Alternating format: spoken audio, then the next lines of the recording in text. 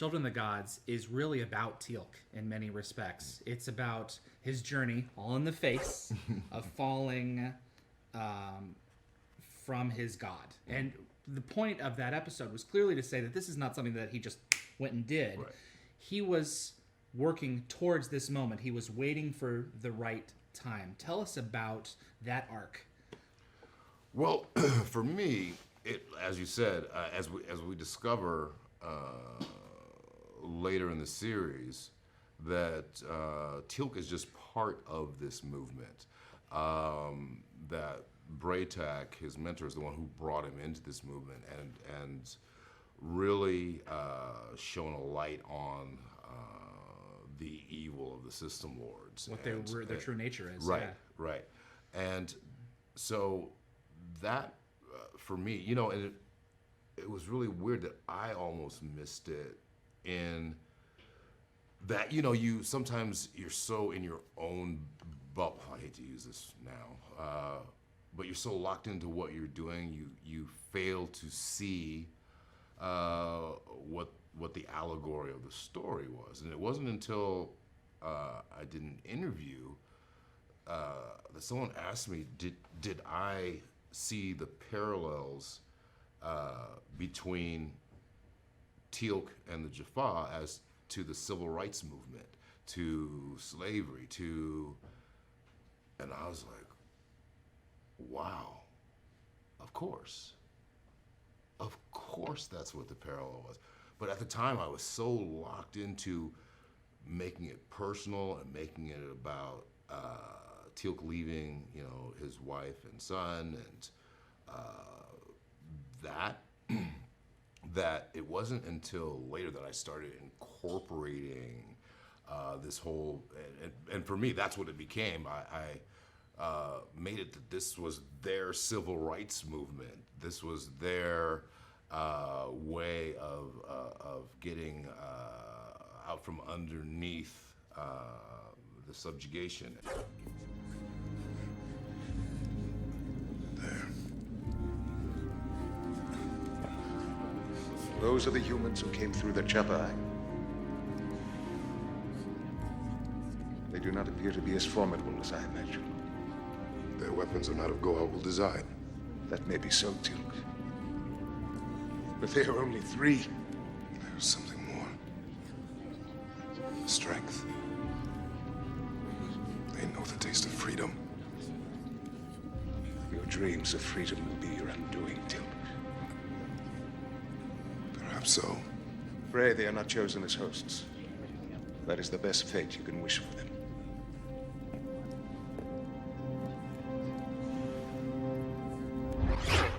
As we touched on previously, that is not only the great promise, but the great burden of sci-fi is the allegory. And yeah, so it really was, that kind of became the firmament of Teal'c's character, was that overriding sentiment. And really the launching point for a lot of what happened in this series. The death of Ra in the feature film was like the inciting incident, but this one... Wait, look at you using film terms. The inciting incident. There's more where that came from.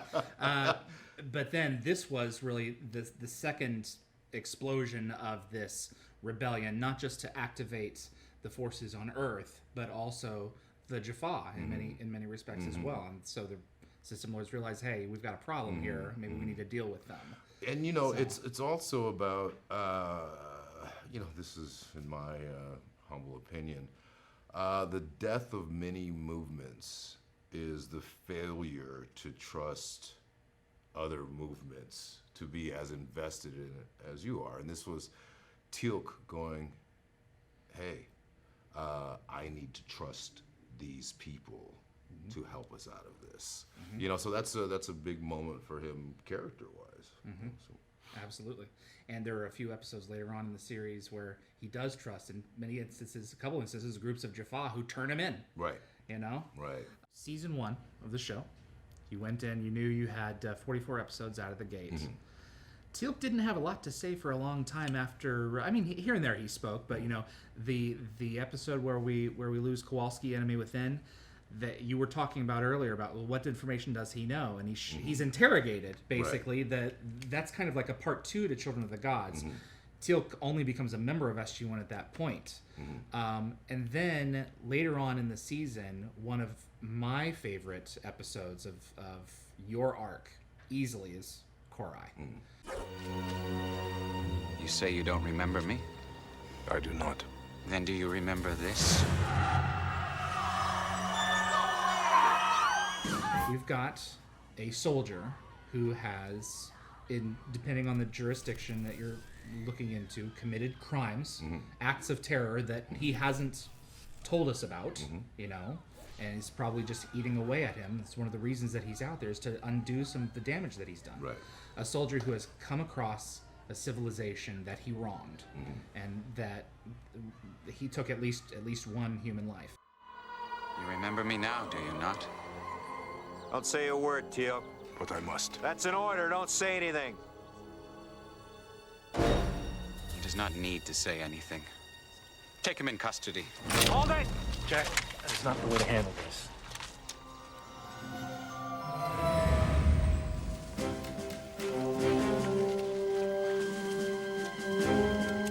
Teal'c has to decide, how am I going to handle this, and he's not going to run. What did you think about that story? I loved it. So often, and we live in a gray world. Yeah. And, that one of the great things I liked about Teal'c, loved about Teal'c, was that Teal'c was so black and white. There's only right or wrong. There is no in between. So to have him make that decision of, I wronged this young man, and he is deserved of retribution. I thought so well encapsulated who Teal'c was as a character. I remember running lines for the speech that I gave in the witness The Cor-Ai chamber, whatever. chamber. Yeah. And The one with Jack. yes, yeah.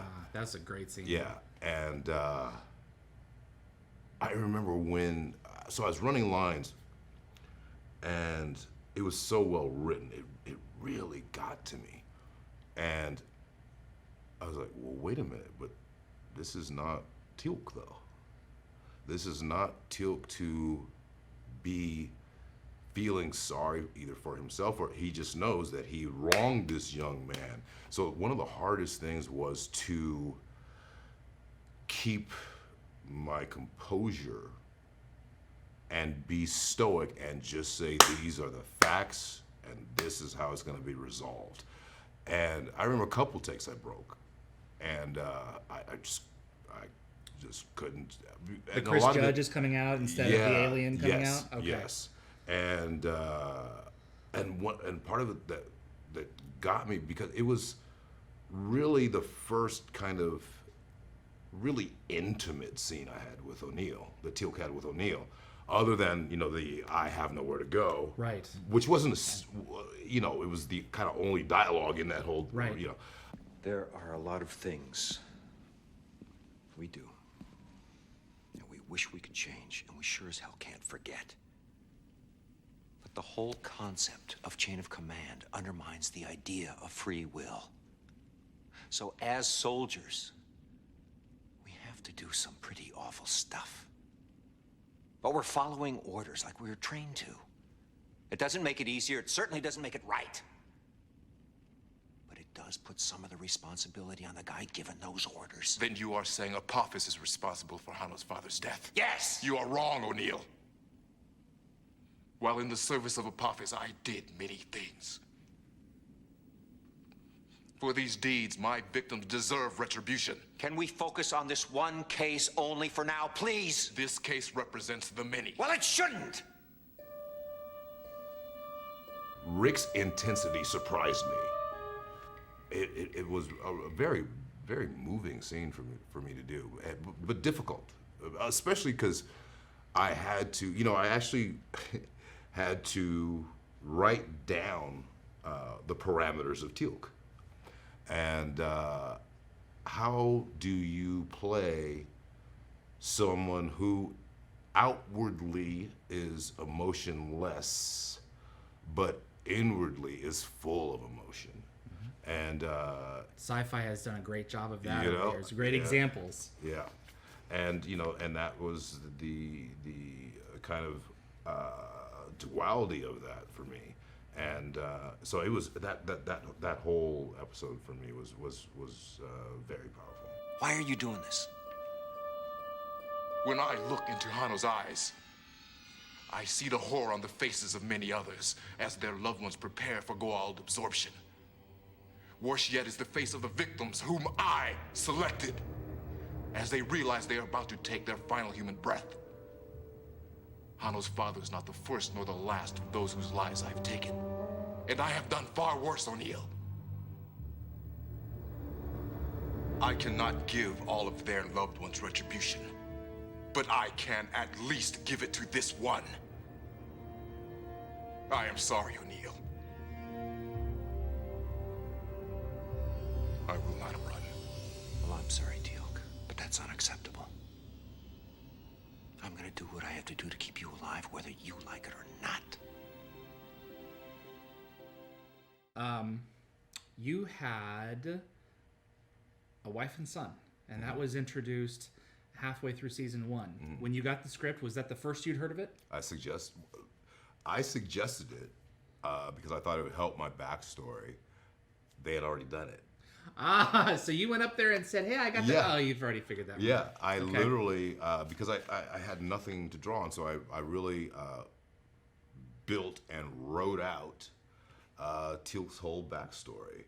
And, the great thing about Brad and Jonathan at the time was that they had an open door policy, and they were more than willing to talk about backstory, character arcs, and all of that for our characters, and it was, I was dumbfounded that they had already written that episode where we're introduced to Teal'c's wife and child. Yeah, the symbiote implantation ceremony. Teal'c does not want him to be turned into a slave, because apparently at that point they had been deciding, when does a Jaffa become a Jaffa. Right. At the point when you put it in him for the first time, then that's it. Then it takes over. Right.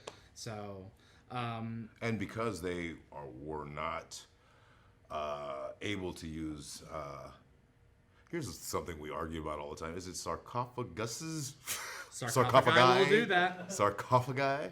They keep that the Jaffa were not allowed to use that. That once, unless they kept having symbiotes implanted in them, that was the end of their lives.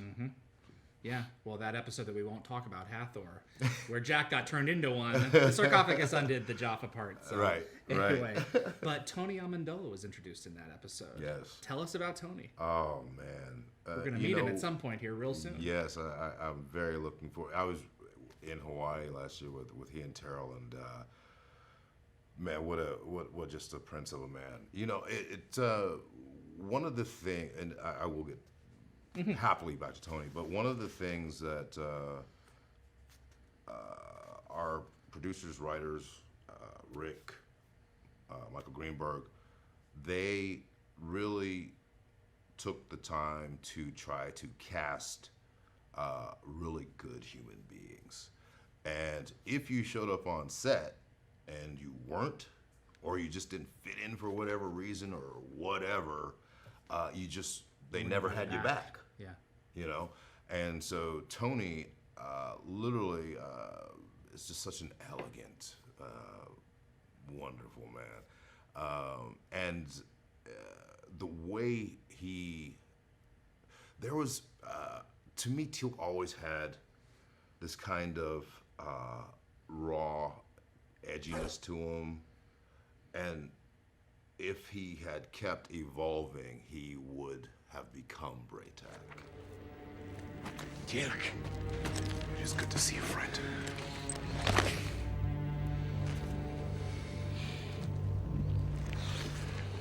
Were I an enemy, you would be dead.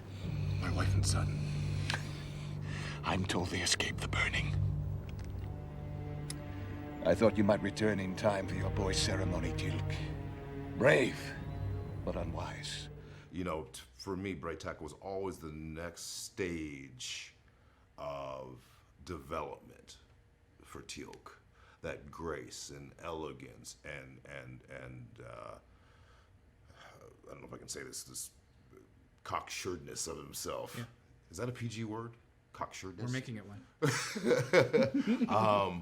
And the fact that if you have seen it all and done it all and have the confidence that you can overcome it, there's no need for the bravado or braggadocio and all that.